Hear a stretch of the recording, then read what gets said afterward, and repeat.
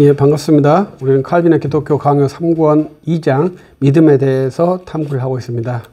우리 2023년까지 3권 2장을 살펴보는 미션인데요. 거의 이제 2023년 12월이 되었고 이제 마지막까지 43항까지 볼 수 있겠다 하는 생각을 하고 있습니다. 그래서 오늘은 38, 39 40, 41, 42, 43 이렇게 해서 3주에 걸쳐서 칼빈의 기독교 강요 3권 2장을 살펴보려고 합니다. 우리는 그 전에 이제 좀 더 이제 문병호 교수님의 번역본으로 살펴보았고요. 다시 좀 더 세밀한 독서를 통해서 수정하면서 보완하면서 번역하면서 지금 진행하고 있습니다. 그 목표는 믿음이란 도대체 무엇인가 이러한 탐구를 해보는 것인데요.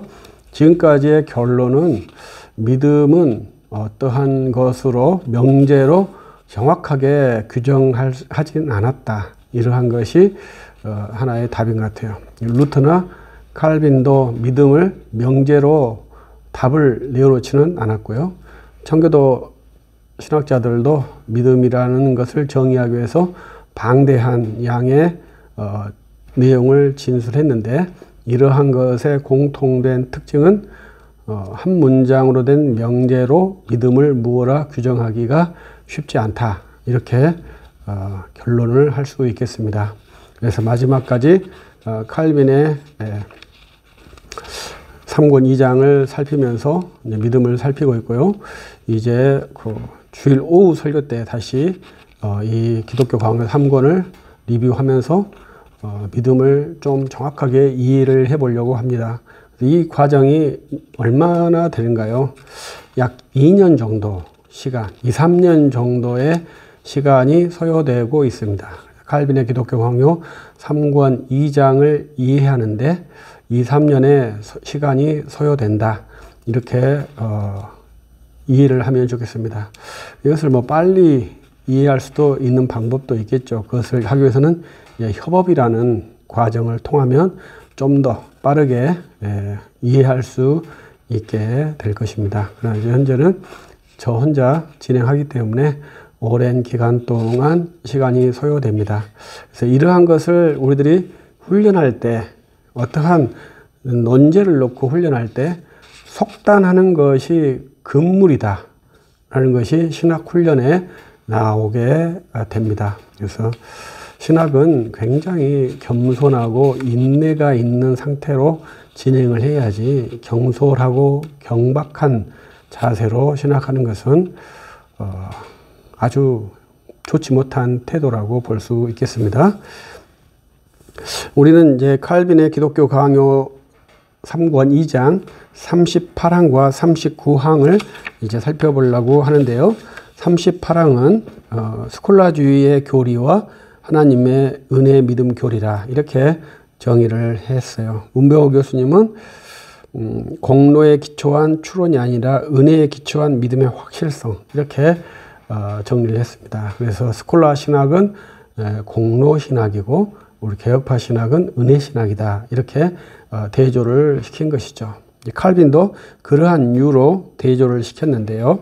여기서 칼빈이 스콜라 철학자들의 그 가르침을 교리라고 말하는 것이 상당히 특징적인 것입니다. 그래서 이 교리를 도그마라고 사용했거든요. 우리 도그마라는 용어는 상당히 주의해서 사용할 용어인데 칼빈이 과감하게 여기에다가 쓴 것은 이들이 결코 포기할 수 없는 체계다. 이러한 뉘앙스가 있지 않나 이렇게 생각을 해봅니다. 로마 카톨릭주의에서는 공로주의를 포기할 수 없다. 이러한 칼빈의 확신이 있기 때문에 아마 도그마라고 썼던 것으로 이해하고요. 그래서 그것에 대조되는 신학을 하나님의 은혜로 대조시키는 것이 칼빈의 기독교 강요 3권 2장 믿음의 부분입니다. 그래서 믿음이란 무엇이냐 했을 때 공로와 은혜 양자에서 하나를 취하는 그러한 구조로서 나아가야 한다. 이렇게 칼빈이 강력하게 우리에게 도전을 시키는 부분입니다. 그래서 이제 그리고 칼빈이 이제 스콜라주의자들이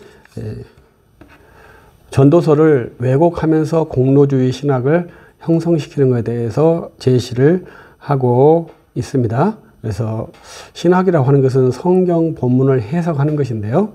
성경 본문을 왜곡해서 자기가 원하는 형태로 이끌어가는 것이 매우 부당한 해석법이죠. 그래서 그렇게 전도서를 왜곡해서 했다는 것을 칼빈이 제시를 하고 있습니다. 그러한 것은 이제 저도 이제 이 부분을 읽을 때는 이제 약간 혼돈되고 있고 지금도 이제 어려운 부분인데요. 뭐 사람의 혼은 올라가고 짐승의 혼은 밑으로 내려간다. 이러한 말씀도 있고 그래요. 이러한 말씀들을 어떻게 해석할 것이냐. 이러한 태도인데요. 이것을 이제 로마 카톨릭주의에서는 경솔하게 해석을 해서 자기의 본의대로 나간다. 그러니까 성경 본문이 애매한 내용이 있단 말입니다. 그러한 것을 자기의 이로운 편으로 해석하기에 적합한 부분이죠. 왜냐하면 누구도 그 부분을 클리어하게 해석할 수 없기 때문에 이러한 것들을 클리어하게 자기의 본의대로 해석을 해버린 것이죠. 이러한 것들은 우리들이 상당히 주의를 해야 합니다. 그래서 성경의 난해한 구절들을 클리어하게 해석해 주는 것이 좋겠습니다만은 그러한 해석에는 위험이 따른다는 것을 한번 참고적으로 이해하시면 좋겠습니다. 그리고 영원 불멸에 대한 것도 말을 하고 있고요. 영원히 불멸하다. 이러한 것에 대해서 이제 칼빈이 예시로 들어주는 것이죠. 영원히 불멸하느냐 이런 것은 이제 추론이지 않습니까? 증명할 수가 없죠. 이런 것을 어떻게 우리들이 진리로 수납할 것이냐 이러한 것을 말하는데 이제 칼빈은 은혜에 부착된 사람들은 은혜에 의해서 영원 불멸을 확신한다. 이러한 구조거든요. 그러나 스콜라주의에 근거한다면 영원 불멸을 확신한 구조로 확정할 수 없다. 이러한 말입니다. 그래서 우리들이 신학이라고 하는 것은 이성으로 증명할 수 없는 산물들을 농구하는 그러한 학문이거든요. 그러나 이제 일반 학문들은 이성으로 증명이 되어야 할 그러한 사항들을 진행을 합니다. 참고적으로 진화론이 과학이냐 이렇게 했을 때 진화론은 이성으로 증명할 수 있는 영역이 아니죠. 그래서 과학의 범주로 넣기에는 상당히 적합하지는 않습니다. 본래 우리 신앙은 이성으로 증명할 수 있는 범주의 것을 탐구하는 것이 아닙니다. 이성의 능력으로 증명할 수 없는 것들을 은혜에 의해서 믿음의 확실한 자산으로 수용하는 것이 우리들의 영적 훈련입니다. 그래서 우리들을 이제 종교인이라고 하죠. 왜냐하면 이성의 범주 밖에 있는 가치를 절대화하는 그러한 훈련을 하고 그러한 의식을 냈고 그러한 것들을 이제 포교하는 그러한 종교인이죠. 그래서 영원 불멸이라는 가치가 그러한 사안 중에 하나입니다. 그래서 우리들은 영원 불멸을 이성으로는 증명할 수 없지만 절대 가치로 믿는 그러한 그리스도인이죠. 여기에서 이제 제가 이제 스콜라주의 공로주의의 개념들이 있어요. 거기에서 이제 여기서 말하는 것은 재량 공로와 또 하나 더 나가면 잉여 공로까지 있는 그러한 사항입니다. 그래서 재량 공로라는 것이 자기가 행한 대로 상급을 받는, 을을 받는 그러한 구조가 재량 공로이고 잉여 공로라는 것은 완전 생활을 하고 이제 남은 공로가 있는 사람이 있다. 이러한 개념이고 그 남은 공로가 있는 사람들을 성인이라 칭하는 그런 성인 숭배 사상이 나오는 것이 공로주의에 있습니다. 그래서 우리는 공로주의 사상을 완전히 배격하죠. 그래서 이것을 이제 이중은혜의 구도라고 하는 것입니다. 그래서 이것이 이신칭의 구도에서 아주 중요한 농구 중에 하나이죠. 그래서 우리가 1541년 레겐스부르크 회의에서 이제 이신칭의 구조, 이중은혜 구조가 되었는지 안 되었는지는 정확하지 모르지만 그때 제가 이야기로는 이중은혜 구도가 아니에요. 그때 이제 칼빈도 그 회의에 참석을 했다고 합니다. 그러나 이제 그 업적으로 참석을 했고요. 근데 그때 이제 그 레겐스부르크 협약이 양쪽 로마 교황이나 루터나 만족하지 못해서 이제 결렬되면서 이제 신교와 구교가 구체적으로 형성이 되는 그런 계기를 맞은데 그때 루터가 두 번째 공로주의에 대해서 인정을 하지 않았기 때문에 그 레겐스부르크 회의의 협약이 깨진 것이죠. 그래서 우리 개혁파에서는 이 공로주의를 철저하게 배격하는 그러한 구조가 되어 있습니다. 그래서 오직 십자가, 오직 은혜만을 강조하는 구조가 개혁파 신학이 된 것이죠. 칼빈의 기독교 강요 최종파는 1559년에 형성이 되었는데요. 우리는 그 믿음의 확실성에 대해서 은혜에 부착한 것입니다. 그 다음 39항에서는 성령의 내주와 성령의 내주를 자랑하고 겸손하여 침묵함. 이것은 이제 여러분들은 무슨 말을 하느냐, 여러분들이 크리스찬이냐, 무슨 말을 할 거냐 이런 것이죠. 그리고 공로주의라면 자기의 겸손과 침묵을 자랑하는 것이고, 우리가 은혜주의라면 성령의 내주에 의한 그리스도의 이름의 전파를 자랑하는다. 이러한 구도로 제가 정리를 해 보았습니다. 문비호 교수님은 그리스도의 영이 내주라고 정리를 했습니다. 스콜라주의자들의 스콜라주의자들로 이제 말합니다. 스콜라주의자들의 추정이라는 단어를 제가 이렇게 공부를 했는데요. 추정이라는 단어가 상당히 어려운 내용입니다. 이 개념이 이제 쉽지는 않는데요. 그래도 꾸준히 연구를 하고 있습니다. 추정이라는 단어가 presumption이거든요. 이 단어가 굉장히 어려운 단어예요. 그래서 추정이라고 번역을 했는데, 똑같은 것이 assumption이라는 단어도 똑같은 단어입니다. 그래서 추정, 선취 이건데, 이것은 마리아 성천교리 할 때도 이 단어를 쓰는 거예요. 그래서 이 선취라는 assumption, presumption 이 단어가 상당히 어려운 단어인데 이제 칼빈이 사용했는데 번역은 추정이라고 했습니다. 이 개념이 정확하지가 않아요. 천취라고도 번역을 하기도 하는 그러한 개념이거든요. 칼빈의 어휘에서 우리들이 정확하게 이해하지 못하는 어휘들이 상당히 많이 있습니다. 대표적인 것이 이 presumption이라는 단어를 우리들은 잘 이해하지 못하고 있습니다. 그리고 여기에서 이제 성령을 이제 그리스도의 영이라고 말하는 것이 이제 아주 중요한 특징 중에 하나입니다.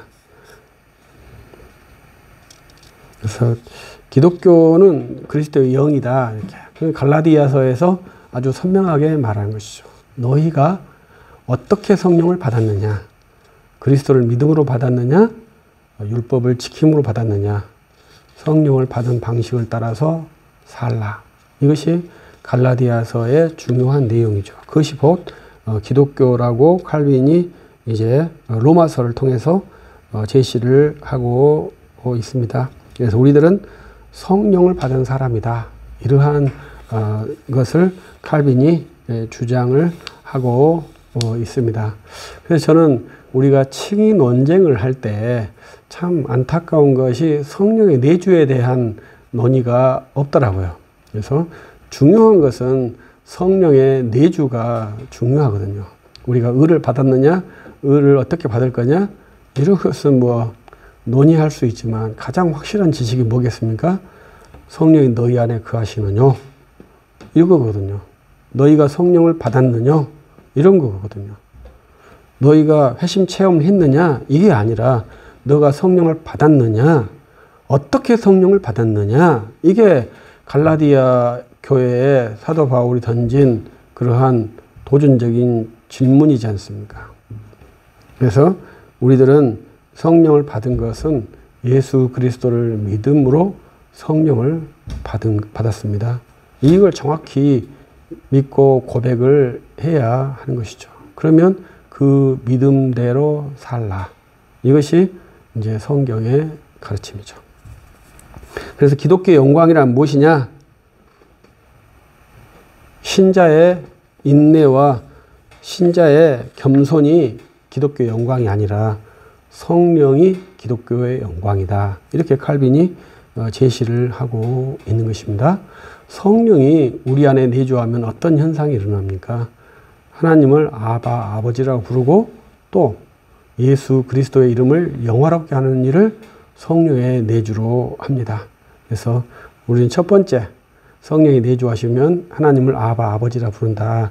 이건 잘 알지만 그리스도의 이름을 영화롭게 한다. 이거에 대해서는 잘 말을 안 하는 것 같죠? 그러나 칼빈은 그거에 대해서 그리스도의 영, 진리의 영 이렇게 말하면서 그리스도를 나타내는 말, 그리스도를 증거하는 것을 이제 제시를 하고 있는 것이 성령의 내주의 증거입니다. 성령을 받으신 여러분은 반드시 그리스도를 증거해야 합니다. 그리스도를 땅끝까지, 지구상의 땅끝까지, 이 시간의 땅끝까지 그리스도를 증거할 수 있는 성령의 사람, 그리스도의 영이 내주된 그러한 사람이어야 합니다. 칼빈은 믿음의 부분에서 그것을